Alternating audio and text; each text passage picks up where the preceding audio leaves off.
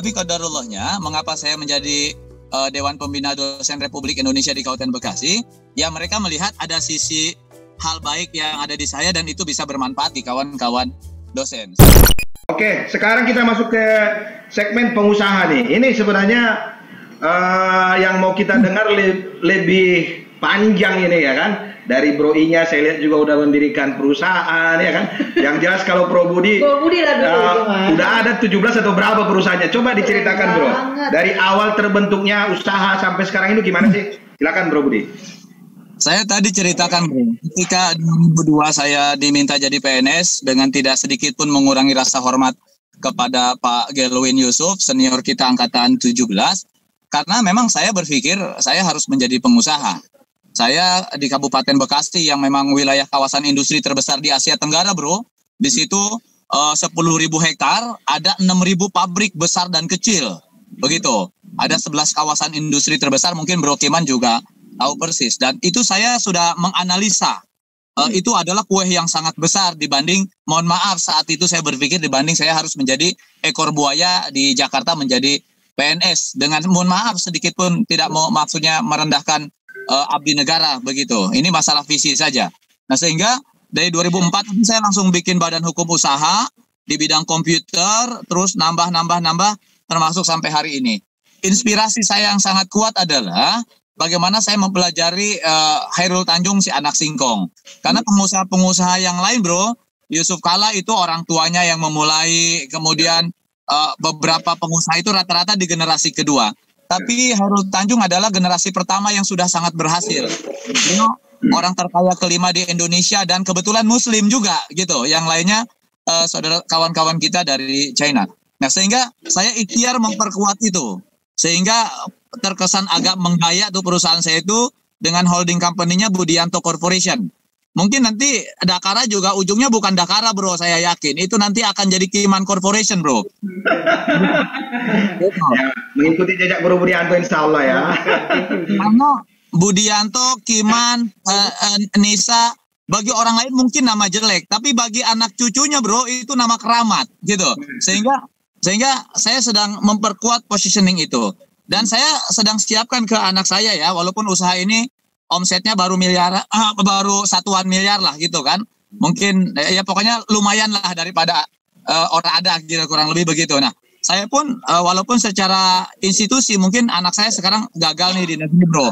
Karena saya pastikan ke anak saya ambil ekonomi atau manajemen. Di Unpad gagal, di UGM gagal, tapi hari ini ya akhirnya di UII dan di Trisakti. Karena saya fokus ke anak saya, kakak nih harus fokus ke bidang penguatan ekonomi. Saya punya pengalaman tidak kurang bagus, kuliah IPB 4,5 tahun ngurusin perikanan, nggak kepake sama sekali sampai hari ini Bro, gitu kan? Gitu. Nah, saya ingin ada efisiensi dari sisi waktu dan efektivitas dari sisi dampak. Kalau anak ini udah dibina dari sekarang di Trisakti tiap hari, ada komunikasi dengan saya, dilibatkan di usaha, harapan saya ada percepatan yang sifatnya eksponensial. Ya. Yang hari ini bapaknya perusahaannya misalnya hanya 5 miliar per bulan, harapannya begitu di generasi kedua bisa 100 miliar, bisa 200 miliar. Itu targetnya Bro. Dan kita punya kapasitas yang sama, hanya pikiran-pikiran kita yang berbeda. Jadi karena memang saya berpikir usaha, tanda kutip nyari duit, maka saya bikin badan hukum usaha Bro. Kalau jadi dosen bukan nyari duit Bro, itu mah nyari amal doang gitu. Ilmu yang bermanfaat. Iya. Nyari amal. Gitu ya. Bro. Ya. Terima kasih Bro Budianto. Bahkan tadi saya berpikir sampai generasi kedua ya Bro ya. Saya kira memang harus seperti itu. Untuk kontinuitas, karena berbisnis itu kita berpikir sustainability-nya juga gitu ya. Sekarang Bro Inya, saya lihat di sini juga sudah bikin perusahaan Bro. Coba ceritakan tuh Bro, gimana tuh ceritanya? Apa gara-gara gaji dosen yang kurang? Benar. Jangan to the point gitu lah ya kan. Tapi memang harus terus story. Tanya pada saya itu saya akan menjawab seadanya. Banyak yang nggak bisa di-create gitu ya. PNS kan makanya tadi Ajis tanya kan, makanya dari sekarang, masa 15 tahun ke depan nggak bisa menghasilkan apa-apa gitu. Jadi harus manfaatkan di jari gitu. Kita berpikir gitu sekarang. Siapa yang bisa dikerjakan? Mau ngelola sampah bisa dapat duit kok gitu. Gue 15 tahun udah punya perusahaan anak cucu. Saya pikir tuh hidup tuh nggak bisa jadi orang susah ya. lumrah itu. Itu kuat lagi ya. Jadi kalau kita bisa jadi orang kaya, kenapa enggak? Ya. Dan kalau kita tahu pekerjaan kita adalah bukan tempat untuk mencari uang, ya harus punya tempat lain untuk mencari uang. Ya, setuju. Jadinya itu saya paling anti ya kalau ada urusan uang di tempat pekerjaan. Jadi kalau ada tawaran-tawaran kaitannya sama bendahara atau apa, saya pasti nggak mau. Karena apa?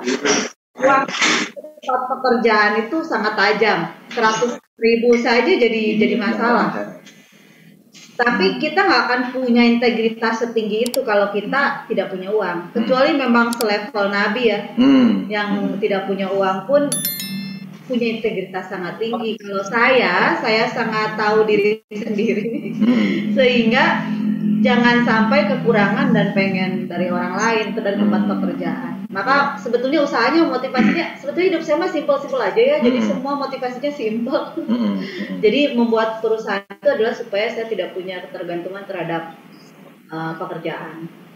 Dan lumayan lah dijalanin. Saya juga milih pekerjaan yang kalau Budi di bidang apa sih, Bro? Oh, dia mah hulu hilir. Aduh. Itu aku pengen banget Mas. Usaha real kayak gitu, next happen. Rencananya 2 tahun kemudian akan masuk usaha real. Itu yang di benar-benar di produk ya. Ya. Sekarang masih di event organizer, karena event organizer itu baru gerak ketika ada project. Jadi nggak ada istilahnya nggak ada ruginya. Sama kayak dropship. Ya nggak ada ruginya. Jadi nggak ada ruginya, dia ada palingnya minus zero ya. Open BO. Paling nggak zero gitu ya. Cuma ya pengen banget karena bisnis itu menurut aku dia nempa mental jauh ya. Yang berbeda. Ada mentalitas yang ditempa, dan menurutku sih itu sama pentingnya dengan menjadi pengajar.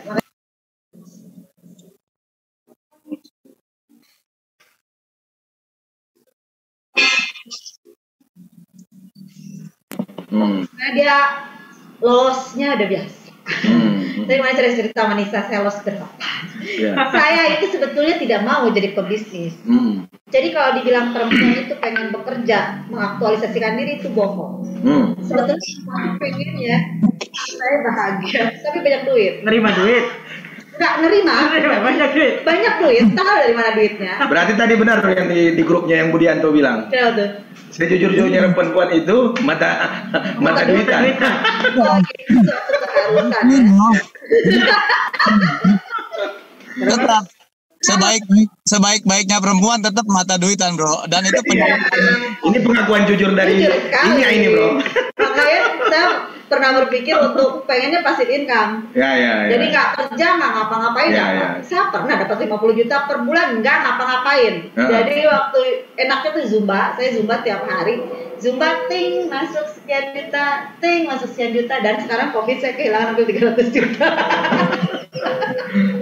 Jadi bisnis itu nempa mental banget. Mental di mana nggak loss and gain-nya cepat, tapi itu nggak beda banget selain dari ngajar ya. Kalau itu kan udah pasti. Dan ini sedikit relate dengan bisnis, gimana kita nambah karena istighfar jadi sering. Masya Allah. Itu true story itu, Bro. Jadi hidup itu lebih berhati-hati gitu ya. Jadi boleh nggak dispesifikkan, Bro? Apa sih dorongan terbesar untuk ya sebenarnya sih karena nggak mau stuck aja ya kan. Kadang-kadang hidup tuh kayak berasa kalau udah itu kayak stuck ya. Kayak stuck. Terus kita mau nyoba yang lain kan. Dan karena sebelumnya saya nggak pernah bisnis, jadi nyobanya di bisnis. Dan ya jalan yang pas.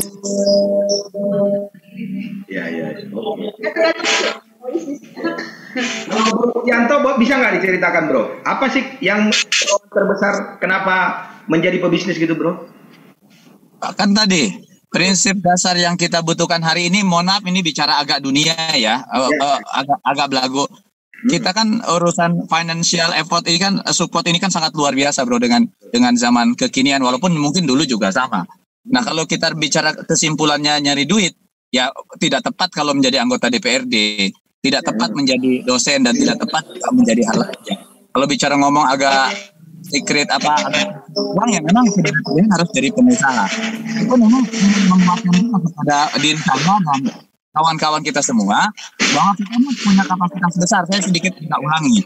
Kita bisa menjalankan 2-3 fungsi sebagai aktivis ya, bisa sebagai politisi, dosen di waktu yang sama. Kita bisa berharap betul kawan-kawan yang dosen bikin perusahaan yang memang sesuai dengan kapasitasnya, gitu kan. Kawan-kawan yang politisi juga bikin perusahaan yang juga ada irisannya, tetapi dalam konteks irisan yang bukan negatif, gitu ya. Irisan yang positif. Nah, menurut saya ini sangat bisa dilakukan, bro, dan ini harus dilakukan. Karena menurut Robert Kiyosaki itu kan ada 4 kuadran. Orang yang pertama kalau dapat duit itu kalau kerja sama orang. Terus ada yang dapat duit itu kalau dia kerja sendiri. Nah, kalau yang ketiga, kalau orang kerja, kita yang dapat duit. Nah, yang keempat adalah orang yang kerja, sistem yang kerja, kita yang dapat duit. Menurut saya alumni IPB itu minimal harus di level 3, bro. Di kuadran 3. Jadi dapat duitnya kalau orang lain kerja sama kita. Kalau sekarang kan kebanyakan kita dapat duitnya itu kalau kita kerja, bro. Gitu kan? Kerja. Nah, usia IPB kreatif 34 ini, kalau dapat duit banyak, semakin orang bekerja banyak dengan kita, semakin duit kita banyak. Ini terbalik. Kalau kita semakin banyak kerja, semakin banyak duit, semakin tidak bisa ngapa-ngapain kita, kan begitu. Karena waktunya habis, tua, bekerja sama orang. Nah, menurut saya, kelas-kelas kita sekali lagi, mohon maaf dengan tidak mengurangi rasa hormat, maksudnya juga tidak merendahkan profesi apapun, kita tambah deh. Tambah aktivitas, tambah jaringan, tambah klaster, supaya kita masuk ke kuadran ketiga yang disebut business owner, orang bekerja, kita yang dapat duit. Kurang lebih itu pesannya, bro. Ya, itu bagus sekali tuh, bro. Ini mungkin berlanjut, bro, ya. Mungkin lebih detail pertanyaannya gitu ya. Itu kan memang idealnya, tapi kan pada akhirnya kita sering bertanya gitu ya. Kita bisa ke situ dalam menggerakkan bisnis kita, berarti kan kita melibatkan tim lain atau kita mengajak orang lain untuk bekerja sama gitu. Ini ada nggak tipsnya gitu, bro? Nanti ini mungkin Bro Budianto dulu ya, baru saya tahu kan misalnya kayak Inya juga kan aja kalau ini ya, sebagai dosen juga kan, ini Bro Budianto sebagai politisi juga, tapi bisa jalan gitu loh ya, bisa integrasi. Itu ada tipsnya nggak gitu untuk teman-teman yang ingin bergerak? Ya, yang saya pahami gini, bro, prinsip dasar leadership itu ada 2. Satu, influence, mempengaruhi lah.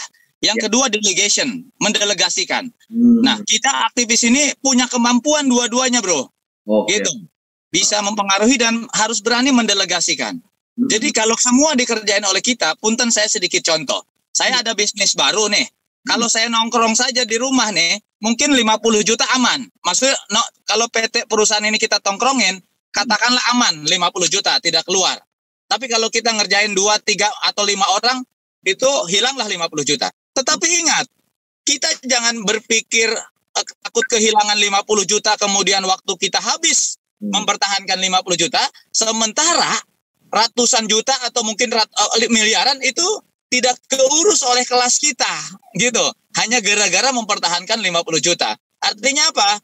Mendelegasikan kepada orang-orang yang tepat itu amat sangat penting. Dan itu ada ilmunya, dan itu adalah kemampuan kita, gitu. Di level itu, gitu. Berapa begitu sih, bro? Oke, setuju. Dan itu mungkin juga bagian dari karena kita dulu aktivis ya, udah terbiasa mendelegasikan ya, terbiasa manajemen istilahnya waktu dan meyakinkan tim kan gitu ya. Kalau Bro Inya sendiri gimana? Apa tipsnya gitu? Aku sih belum level itu deh, aku dengerin aja dulu. Ada leadershipnya kan?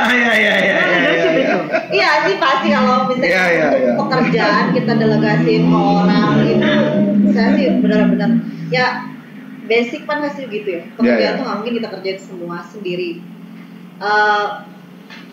Saya sih mikirin tantangan challenge Bro Budi bangun banyak perusahaan sekaligus itu kan pasti berat ya. Karena lebih baik aku sih nanya sebenarnya gimana sih baginya apa ya? Karena mendelegasikan itu kan ada seninya. Kita nggak bisa ngasih apalagi di saat sekarang saya bicara dalam keadaan loss 300 juta. Nah, udah jadi gitu. Jadi by the way gini, kita kan harus tahu tahapannya di mana yang ini harus disimpan terus kemudian masuk ke yang lain gitu loh. Dan itu yang kemudian sedang saya pelajari karena kan baru di keep 1 misalnya. Kemarin bikin event organizer 2 sama perdagangan. Tapi kalau misalnya dia mau masuk ke yang lain lagi tuh kayak ini udah stabil belum ya gitu. Nah itu tuh sebenarnya aku malah pengen nanya, gimana sih kapan kita tahu bahwa yang ini sudah bisa ditinggal untuk bisa masuk ke yang lain? Apa sekaligus sprint banyak gitu aja gitu? Itu sebenarnya gitu sih, aku sih mendingan nanya aja daripada positif tapi menyesatkan. Iya, ini juga ada pertanyaan titipan ini Bro Budianto. Jadi kita kan Bro di himpunan alumni itu ada namanya mentoring leader ya. Jadi ini juga kita dibantu oleh tim dari mentoring leader. Ini kan mungkin mereka banyak baca CV-nya Bro Budianto, baca CV-nya Bro Inya gitu ya. Jadi ada 2 pertanyaan titipan ini, tapi saya kira bagus gitu loh ya. Ini mungkin yang pertama gini kan, oke lah Bro, kan misalnya kita udah berbisnis ya, sudah berbisnis. Tapi kan dalam perjalanan saya sendiri pernah merasakan bagaimana kita meyakinkan gitu ya, atau menitipkan ke tim kita itu agar dia bisa bekerja sesuai dengan misalnya guidance yang kita berikan. Kan ada kalanya juga dia istilahnya melenceng dari itu, pada akhirnya kan kita juga rugi gitu loh. Ada nggak misalnya pengalaman Bro Budianto atau Bro Inya gitu ya, dan bagaimana cara mengatasinya gitu loh. Seperti itu. Mohon izin saya dulu ya. Ya, silakan Bro. Dalam konteks untung rugi dulu nih, walaupun bukan langsung pertanyaannya. Saya sampai hari ini Bro, dengan tidak bermaksud bersombong gitu ya, saya merasakan sejak berusaha sampai hari ini saya belum pernah merasakan rugi. Saya tidak tahu karena belum merasakan rugi atau ya rugi lah gitu. Kalau menurut saya ada 2 hal. Karena saya memang berpikir dari 0. Jadi dari 0 sampai punya 100 kemudian hilang 50 itu kita masih berpikir masih banyak kok. Jadi nggak terasa rugi tuh. Itu yang pertama. Yang kedua, dinamika yang di dalamnya termasuk kerugian, saya selalu berpikir itu bukan kerugian. Itu memang harus selalu ada ilmu-ilmu baru, ada informasi-informasi baru terkait dengan dinamika permasalahan termasuk di dalamnya kerugian. Sehingga semuanya saya tidak pernah berpikir rugi Bro, gitu kan? Tidak pernah berpikir rugi. Dan menurut saya itu sangat penting. Jangankan jadi pengusaha yang memang mohon maaf ya, mungkin hasilnya besar. Kadangkala orang menjadi bangkrut saja upayanya sangat luar biasa Bro. Ini yang ujungnya kita berhasil, itu pasti prosesnya juga sangat luar biasa. Nah kemudian terkait dengan masalah delegasi tadi, saya pikir Bro, kita ini kalau sudah agak level-level sudah punya jam terbang tinggi, proses bukan tidak penting. Proses itu boleh dikatakan sudah di atas kepala. Kalau bicara kita di kantor ngecek, tinggal tahu ujungnya aja ini masih untung atau tidak kan gitu. Kalau masih untung nggak usah tanya proses gitu kan. Begitu kok jadi rugi baru kita cek gitu kan. Jadi tidak penting kita ngecek itu tiap hari karena sebetulnya tulisan anak buah kita itu di otak kita udah ada semua kan begitu ya. Gitu. Kalaupun mohon maaf ada sesuatu yang miss, terukur ini mah cuma sekian ya. Kalau menurut kita toleransi ya anggap kita tidak ada masalah. Dan satu lagi visi pemikiran saya di sini ada Kang Eris juga nih, secara organisasi direktur operasional perusahaan saya nih gitu kan. Nah, saya ini ketika jadi pengusaha ini kan ingin merdeka Bro. Ingin merdeka secara waktu, ingin merdeka secara finansial. Tidak mungkin saya akan merdeka secara waktu, finansial dan pemikiran kalau saya tidak memerdekakan diri terhadap anak buah. Saya mikirin bocah ini masuk enggak, nanti ngebohongin enggak, nanti begini enggak lah, itu saya udah enggak merdeka Bro. Jadi saya harus merdeka pemikiran, waktu termasuk finansial dengan memerdekakan juga mereka. Gitu. Itu keren. Kalau kitanya wah takut ini, takut itu, wah kita sengsara Bro. Akhirnya stres sendiri ya. Itu Bro Budianto mungkin hampir sama. Kalau saya juga pemikirannya judulnya bukan rugi, itu SPP. Kita kerja aja di Bogor 4 tahun kan, kalau kita hitung rugi, ya rugi dong bayar SPP. Tapi sebenarnya kita nggak rugi kan, itu adalah SPP gitu. Jadi bisnis itu pun ada SPP-nya. Mungkin itu juga kali ya harus pelajari ya. Kalau saya memang nggak pernah rugi. Maksudnya dalam artian gini, kalau saya bilang rugi itu memang beneran loss. Iya. Kalau sekarang sih karena mainannya di saham itu kan bukan loss ya, itu karena ngendap aja, positive thinking boy ya, kita harus positive thinking. Tapi kalau saya memang mungkin gaya juga ya, saya nggak akan masuk ke dalam suatu project kalau memang dia tidak ada untungnya. Prinsip saya lebih baik tidur daripada rugi. Karena tidur pun saya dibayar kan. Iya. Saya punya suami, saya punya gaji kan. Iya. Terus ngapain tidur aja dibayar? Iyalah kan. Itu kan ini true story. Iya, tidur aja kan saya dibayar di rumah saja saya dibayar. Ngapain saya kerja keras? Ngapain saya capek kalau untuk rugi? Iya. Jadi itu mungkin agak beda ya. Biar seru aja gitu.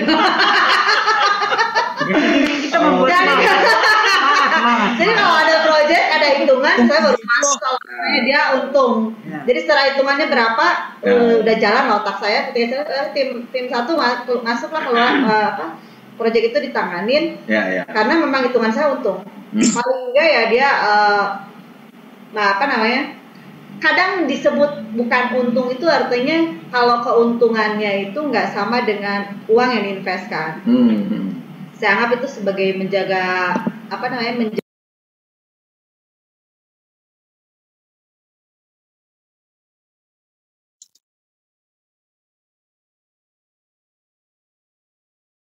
dikasih sama orang-orang kaya saya. Manajemen keuangan dikasih sama orang kaya saya itu nggak akan ngelos satu perak pun dia hitung, dia kejar. Itu dikejar, dia hitung balancing tiap bulan tuh segini ya, oke segini kayak gitu. Jadi salah satu manajemen saya nggak pernah punya karyawan, saya punya freelance semua. Kenapa? Karena saya nggak mau bayar orang yang nggak kerja.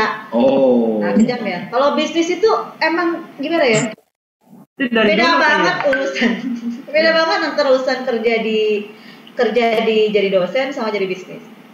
Setting mindnya sudah ada beda. Jadi ketika orang masuk, pernah ada orang nih teman.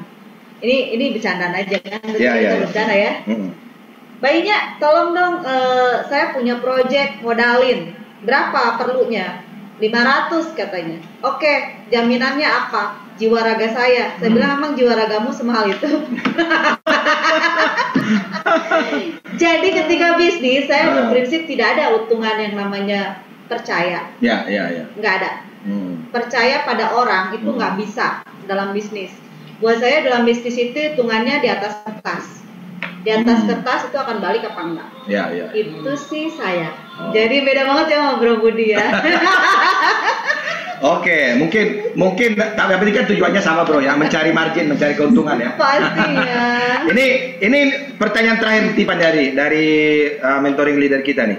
Kan gini ya, ini khususnya bagi pemula, ya kan? Dalam membangun bisnis itu, ya kan? Dalam membangun bisnis itu menurut mereka modal yang paling sangat besar itu karena kepercayaan.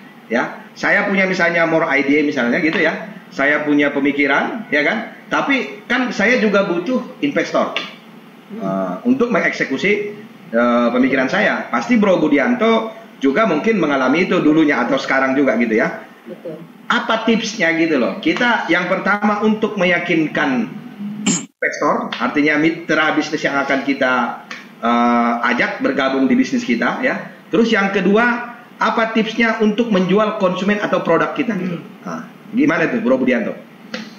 Bro, setiap orang ini akan punya cerita yang berbeda sehingga teorinya itu berbeda. Saya kalau biasanya orang-orang yang sudah lahir, yang sudah kaya sebelum lahir dan jadi pengusaha itu pasti beda teorinya dengan saya. Jadi kalau seperti kita lah alumni IPB yang tadinya orang kampung kemudian dianggap berhasil dari sisi berbagai pendekatan. Yang disebut modal itu yang jelas bukan uang, Bro.